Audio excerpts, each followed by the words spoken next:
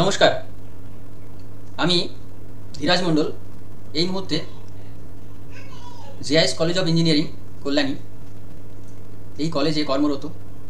আমি assistant professor mechanical engineering department এবং associate NCC officer 2/49 battalion Bengal NCC Kalyani. আজ আমি ক্যামেরার সামনে এলাম একটা বিশেষ উদ্দেশ্যে। আমি এই চাকরি জগতের পাশাপাশি একটা বিশেষ বিষয় নিয়ে পড়াশোনা করেছিলাম এবং দীর্ঘ 9 বছরের অভিজ্ঞতা থেকে আজ আমি এই সিদ্ধান্তে এসে পৌঁছেছি যে একটা চাকরিজীবী মানুষ সে যদি ম্যাক্সিমাম 9 to 10 ইয়ার্স 9 থেকে 10 বছর সঠিকভাবে ডিসিপ্লিনের সঙ্গে ধৈর্যের সঙ্গে তার জীবনটাকে অতিবাহিত করে এবং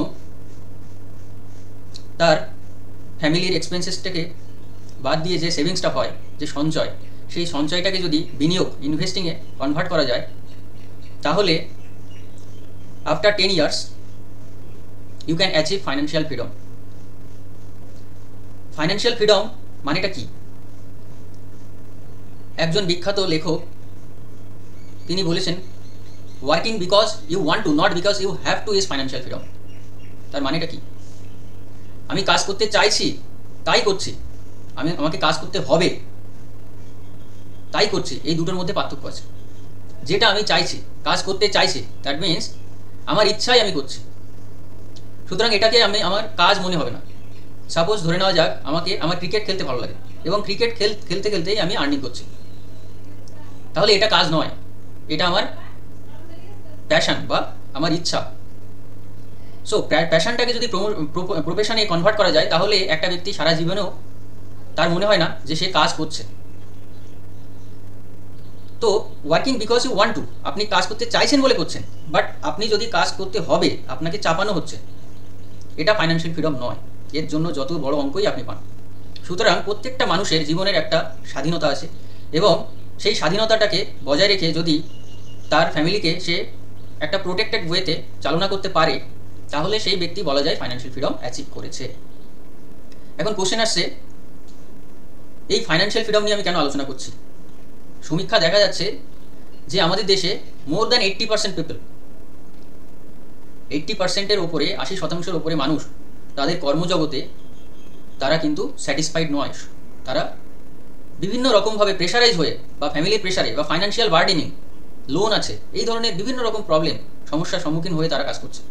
সুতরাং সেই সংস্থাকে সম্মান দিয়ে কাজ করছে না, তাকে আর্নিং করতে হবে বলেই সে কাজ করছে। তো job satisfaction is more important.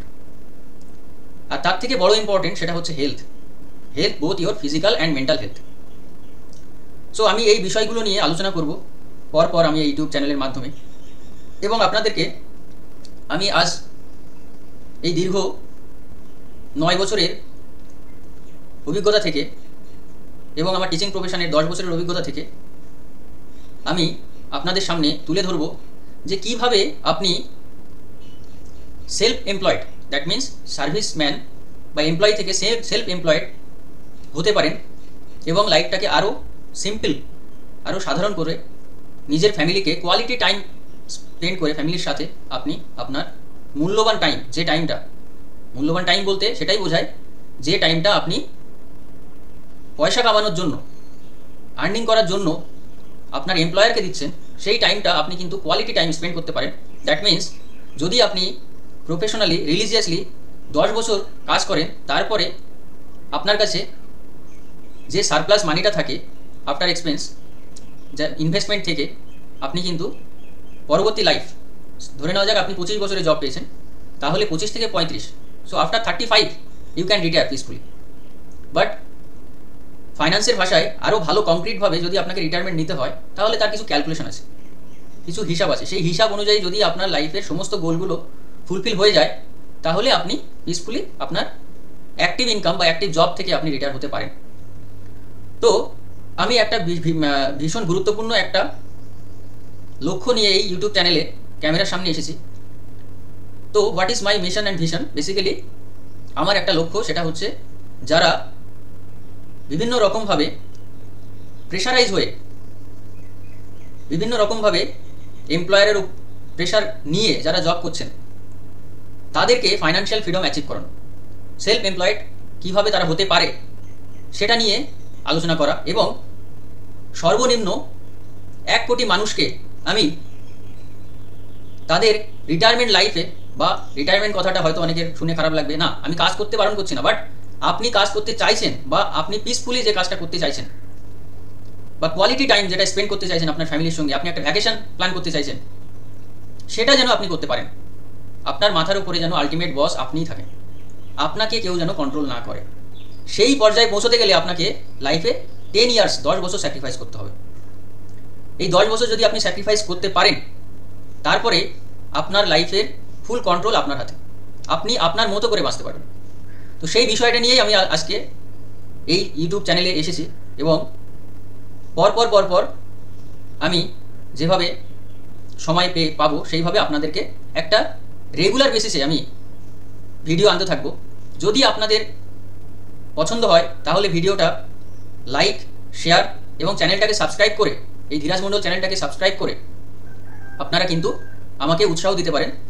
Otherwise আমার মধ্যে সেই উৎসাহ থাকবে না, যে হয়তো মানুষের জানার দরকারই নেই, তাহলে আমি কেন আমি শুধু আমার মূল্যবান সময়টা এখানে স্পেন্ড করব, তাই তো? তো একটা লাইক, শেয়ার এবং সাবস্ক্রাইব এটা খুবই জরুরি। এটা না হলে যে ইউটিউব যে ক্রিয়েটার সে মোটিভেট হয় না। সুতরাং এই ভিডিওতে আজকে আমি এই পর্যন্তই কথা বলবো। আপনারা যদি ইন্টারেস্টেড থাকেন তাহলে আমাকে কমেন্ট বক্সে অবশ্যই জানান, তাহলে আমি এটাকে কন্টিনিউ করবো এই সিরিজটা, how to achieve financial freedom.